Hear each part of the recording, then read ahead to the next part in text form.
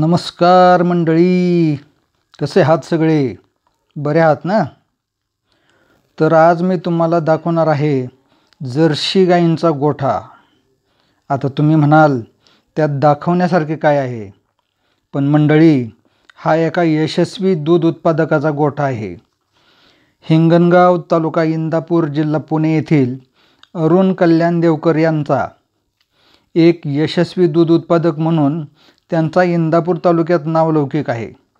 चला तर मग आपण प्रत्यक्ष त्यांनाच भेटून त्यांच्याच तोंडून त्यांच्या व्यवसायाचे गणित समजून घेऊया.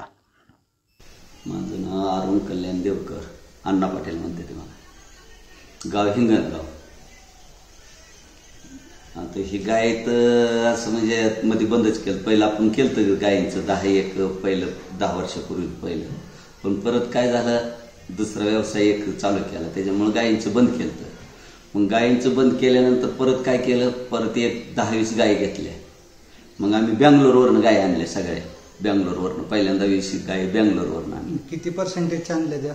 ते चांगले 1,00,000, 10,000, 15,000, 20,000, 90,000, 80,000पासून पुढं स्टॉकची जी चांगली गाय असेल ती त्यावेळेस तिथं मिळेल आपल्याला. मग तिथून हिथं गाय आणल्या. मग आपण काय केलं, गाय विकायचं. आपण हिथं गाय आणायचं, मध्ये कोरोनात बंद होतं. मग आपण गाय काय करायचं, हिथं आणायचं, विकायचं. मग विकायचं ते 1-2-4 महिने तसं केलं. मग परत वाटलं आपल्या घरीच ठेवायच्या 10 गायी पिळायला. मग 10 गायी पिळायला ठेवल्यानंतर ती व्यवस्थित वाटलं ना. रेट होतं 38 रुपये रेट होता मागल्या 2-3 वर्ष. मग चांगलं वाढत गेलं ते. मग 20 केले. परत 20 केल्यानंतर परत 40 केले. आता रेट कमी झालं. आता आम्ही जर कमीत कमी वर्षाला 10-20 गाय वाढवतो. आता किती गाय आहेत? आता 58 गाय आहेत त्या. 58 गाय. आणि त्याला सगळं देखभाल करायला किती मजूर? 4 गाड्या आहेत. 4 गाड्या. तेवढ्यात आवडतं सगळं? हो, सगळं 4 गाड्यात सगळं आवडतं. सगळं आवडतं म्हणजे काय करतो आम्ही, ही कुट्टी जी आहे आपली मशीन आहे, आपला ट्रॅक्टर टेलर आपला, म्हणजे आपण जातून 3-4 दिवसाची एकदाच करून आणतो. मुरगास म्हणजे आता आपण गिनी गोल घालत नाही पूर्ण ह्याच्यात. दुसरा कुठलाच मक्काशिवाय चाराच घालत नाही. आपण चारा घालतो साधारण 10-12 किलो घालतो रोजचा एका गायला, एका टायमिंगला. तर 25 किलो एका टायमिंग 2 टायमिंगचा गायला चारा होतो. त्याच्यावर दुसरं काय ते हे चारा देत नाही. चारा तेवढाच ते हे असतो. ते सगळा चारा तुम्ही तुमच्या स्वतःच्या शेतामध्ये हे करता? स्वतःच्या काय विकत काय असं टनावर काय घ्यायचं, जसं थोडं आपल्याला व्यवस्थित वाटत. बाबा टनाव दिला, टनाव घ्यायचा. जर टनाव नाही वाटला तरी 1 म्हणलं तर 1 घ्यायचा. पण मका सोडून दुसरं काय? दुसरं काय नाही. मका पूर्ण मका. काहीच नाही, फक्त मका. पूर्ण मका घालतो. आणि ते मके बरोबर म्हणजे सकाळच्या चाऱ्यामध्ये दुसरं काय? मका. आता काय केलंय आम्ही, मिल्क चार्जर आहे. मिल्क चार्जर पावडर आता मिळते. तर त्यांनी फॅट वाढली बघा. आता आमची 4-2ची फॅट आहे सकाळी. मिल्क चार्जर घालायच्या अगोदर काय फॅट येत होती? 3-6, 3-5. आणि त्या 3-6ला काय दर मिळत होता? 3-6ला आत्ताच्या दरला म्हणलं तर 3-4, 3-5ला तर 30 रुपये रेट होता. तर आपल्याला ₹1-1.5 कमीच मिळतो. कुठं डिग्री कमी बस काय 29 रुपये रेट बसायचा. पण ही कालच्या 1 तारखेपासून आता अजून रेट रिवर्ट झालं ना 2 रुपयांनी. शासनाचं अनुदान वाढलं आणि रेट कमी झालं. तर 28 रुपये आता दर झालाय आत्ताची चालू स्थिती. तर आता आपल्याला ही मिल्क चार्जर आपण चालू केलं, त्याच्यात एक आपल्याला चांगलं 4-0 फॅट येते. 4-2, 4-1, 4-0. एकूण दूध किती निघतं सगळं सकाळचं? साधारण दूध निघतं, सकाळचं निघतं 300 आणि संध्याकाळी निघतं 70, 60, 70, 200. म्हणजे सकाळी 300, 10, 5, 9 आणि संध्याकाळी 360, 70. नाही, संध्याकाळी 260, 70. 260, 70. हा, 70, 80. एवढा फरक कशामुळे पडतो? Timing change. 1 तासाचं टायमिंग चेंज होतं ना संध्याकाळी आणि सकाळी. संध्याकाळी लवकर होत्यात. सकाळी 7ला 10 चालू करतो साधारण, नंतर संध्याकाळी 6:30ला चालू करतो ना. एक अर्धा-पाऊण तासाचा गॅप कमी लागतो इथं. त्याच्यात 10 साधारण महिन्याला तुम्हाला चारा किती लागत असेल? किती टन चारा जातो महिन्याला? चारा आम्हाला रोजचा 1.5 टन चारा लागतो. 1.5 टन? हा, सकाळचा संध्याकाळचा? हा, दोन्ही टायमाचा 1.5 टन चारा लागतो. तर साधारण महिन्याचं बघा की 45 टन चारा लागतो महिन्याला. हे दूध तुम्ही पोच करता का डेअरीवाले येऊन घेऊन? डेअरीवाले येऊन घेऊन. हा, अमोलला दूध आहे आता. मशीन लावून तुम्ही धारा काढता? हो, मशीन हाताने काढतो आम्ही. काय झालं, गाय आता एखादी येली 1-8 दिवस त्याचं सगळं बघण्यासाठी की बाबा ते दूध किती देते, कसं देते, काय करते, गाय नवीन आणली, सगळी सड बरोबर चालते ती गाय. 8-10 दिवस 15 दिवस जी गाय सुताला लागत नाही वेल्यापासून गाय, आणि ते जोपर्यंत सुताला लागत नाही तोपर्यंत हाताने काढतो आम्ही. 1, 7, 8, 6 गाय जी वेलेली आहे आणि बाकीचं सगळं कंप्लीट झालं 15 दिवसांनी ती पूर्ण वैरण खायला लागली की गोट्यात टाकतो. असं ह्या सगळ्या गायी तुमच्या म्हणजे स्वतःच्या भांडवलातल्या का बँक लोन वगैरे केलेलं? नाही, स्वतःचं भांडवल, सगळं स्वतःचं, पूर्ण स्वतःचं भांडवल. म्हणजे साधारण आता किती भांडवल असेल एकूण? आता एकूण 58 गाय म्हणलं तरी सरासरी पकडलं तरी हे 70 लाखाचं भांडवल आहे. 70 लाखाचं. हा, विक्री करायला तुम्ही कुठल्या मार्केटला जाता? विक्री करायचं म्हणलं तर सांगोला, घ्यायचं म्हणलं तर सांगोला. हे तर मनोज म्हणून एक पोरगा आहे, व्यापारी आहे, मनोज शेख म्हणून आहे, ते देतं गाय आणून चांगले दूध कुठल्या डेअरीला जातं? अमोलला. अमोलला. हा, दुधात आता बघा गुणवत्ता बी लय. दूध आपलं असं पिवळसर दिसत नाही, पांढरं शुभ्र दिसणार. म्हशीच्या दुधासारखं. हा, पांढरं शुभ्र दिसणार. आणि मजूर वर्ग तुम्ही जे आणता ते कुठून आणता सगळं? साधारण इकडून तिकडून धुळ्यावरनं, धुळ्याच्या आपल्या टोळ्या आहेत त्या, ते कल्ला काय असतो, हितलं शक्यतो नसतं. आता औंड्याचं एक पोरग आलंय असंच, म्हणजे कंपल्सरी एखादा आगाव ठेवायचा म्हणजे ते लेवल लागून. स्थानिक माणसं टिकून काम करत नाहीत. स्थानिक कुठं राहतच नाही, ते टिकून कामच करत नाही ते स्थानिक. आणि ह्याच्यात बारकावा बघणं लय महत्वाचं आहे. ह्या धंद्यात जर आपण बारकावा, बाबा आता पेंडीला आपलं 1200 जातात आहे आणि त्या क्वालिटीपेक्षा जास्त कोणी जर ते 1100ला देत असलं तर ही बारकावा बघणं गेलं. पेंडीचा खर्च किती येतो नेहमी? साधारण पेंडीचा खर्च रोजचा म्हणलं तर 4 पोती आम्ही घालतो, 2 पोती भुसा. आता भुसा घालत होता, आता प्रोटीन म्हणून एक भुसा आलाय नवीन, प्रोटीन म्हणून, प्रोटीन प्लस नवीन. जे गायच्या धंद्यात, दुधाच्या धंद्यात लोक नवीन उतरायला बघतात, त्यांच्यासाठी तुम्ही काय सांगाल की बाबा कसं? चांगलं आहे, व्यवस्थित जर व्यवस्थापन केलं, जिथल्या तिथं जर केलं तर काहींचा धंदा अजून बी काय न परवडणेबल नाही. आता आपलं बघा की 1.5 टन चारा रोजचा धरा, 1.5 टन तर साधारण एका टनाला आपल्याला 2400 म्हणजे 2300-2400 रुपये टन मिळतो. तर आपलं 2500 रुपये खर्चासकट धरायचं तर 1.5 टनाचं किती पैसे झालं?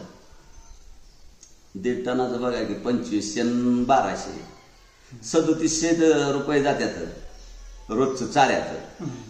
पेंडीचं एक 3200 आणि 2500, 3200 आणि 2500 म्हणजे ती एक 5.5-6. हा, साधारण आता सध्याचा आमचा गडी 1000 रुपये, 10,000 रुपये खर्च आहे आता सध्याचा. गाड्याला किती रोजची पगार? गाड्यासनी 400 रुपये पगार, जी जीवन नाही ते त्यासनी 400 रुपये, जी जीवन आहे ते त्यासनी 200. यांचं आता इतक्या बल्कमध्ये तुमच्याकडे गायी आहेत, त्यांच्या आजारपणाचं, औषध पाण्याचं किंवा रेग्युलर चेकअपचं कसं नियोजन? आता इतक्या गाय आहेत तर 75% मीच आता अनुभवातून शिकलेलो आहे. 75% मीच आपलं कुठं आजारी पडले, दगडी झाले, किरकोळ कारकोळ आपले आपणच करायचं. हा, घरीच इंजेक्शन आणायची ती घरच्या घरीच करायची. साधारण आता ह्याच्यात ही मिल्क चार्जर चालू केल्यापासून दगडीचा एक प्रॉब्लेम कमी आलाय आपल्याला. दगडी जी होती गायची ती कमी आलाय. दगडीचं प्रमाण का बरं वाढतं? बऱ्याच ठिकाणी आहे दगडीचं काय होतं, घट्टच होऊन जाते, दूधच देत. मग दगडीचं काय होतं, असं प्रमाण वाढतं ना. कसं आता ह्या गायची आपण 10 काढतोय आणि तिचा थोडा हात ही नाही धुतला की दुसऱ्या गायला होते. एका गोट्यात एका गायला झाली की 5-6 गायची येडा येऊन जात होती. मध्ये काही लंपेचा त्रास वगैरे झाला? काहीच नाही. हा, आमच्या इथं सरकारी डॉक्टर आहेत, शहाला दवाखाना आहे, तर ते डॉक्टर काय प्रत्येक लशी आपल्याला आणून देते. दुधाचं मासिक उत्पन्न किती पडतं? आता बघा की दुधाचं आता सध्या आपलं 17,000 रोजचं दूध होतं. रोजचं? हा, 1,70,000 दूध होतं 10 दिवसात. 5.25 लाख रुपये महिन्याचं उत्पन्न होतं. आणि 3-3.5 लाख रुपये गेलं तरी 1.5-2 लाख रुपये आपल्याला आरामशीर राहतात. 1.5 लाख रुपये तर कुठं गेलं नाही प्रॉफिट. अजून थोडंफार असते, एखादी गाय आणायची विकायची, त्याच्यातनं काय 10-5 ते बी चालू घेऊन जात असतील. हो, हेतनं घेऊन जाते. आम्ही कधी बी घेतो, हेतनं बी विकतो.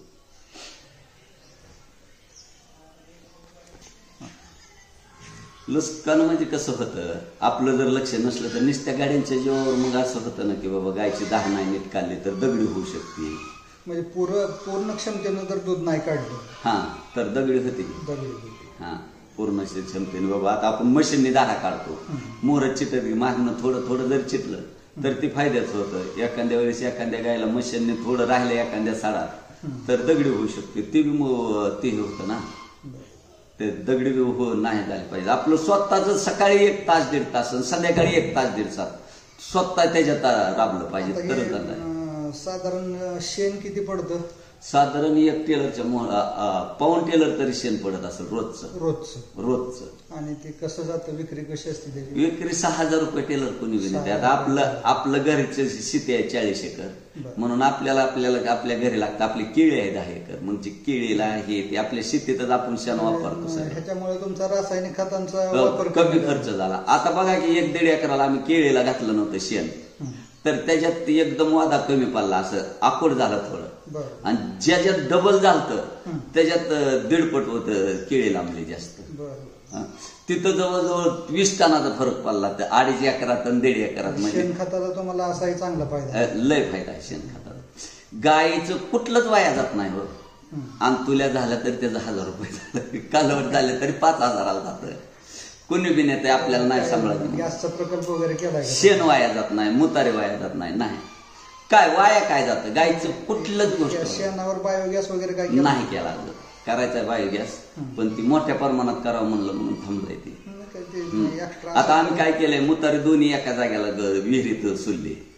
केळीला ते बी सोडू शकतो, उसाला सोडू शकतो, सगळ्याला सोडू शकतो. आम्ही मुतारे दुईकून चाऱ्या काढून दोन्ही गोट्याच्या एका साईडला सोडल्या, ते विहीर खातो.